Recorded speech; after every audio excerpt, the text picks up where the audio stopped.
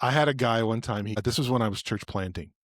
And he had been attending our church for probably 6 months, and he was in my office sitting across my desk, and he was telling me, "Pastor, I just really appreciated being in your church, and boy, I've learned more in the last 6 months that I've been here than I did the 10 years prior." And I was like, "Well, oh, thank you. I'm glad God spoke to you." And my phone rings, and at the time I was a church planter, so I was the secretary, janitor, Right. bulletin printer, and everything.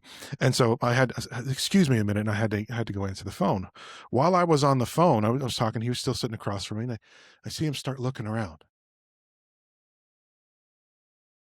and get off the phone and everything. And he says, "Pastor, I was wondering, where are all your degrees?" And I said, uh, at the time, I didn't have any.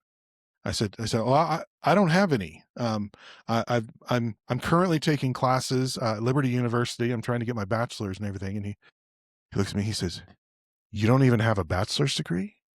You haven't been to seminary? You don't have like a master's or a PhD or all that stuff?" I said, "No, no." I said, "Like I said, I'm working on it." And you could tell, I mean, his face just changed. Yeah.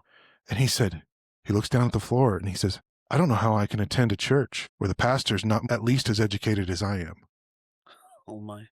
And I looked at him and I said, "You were just telling me how much you had learned coming to my church." And he said, "Yeah, but that was when I thought you were educated."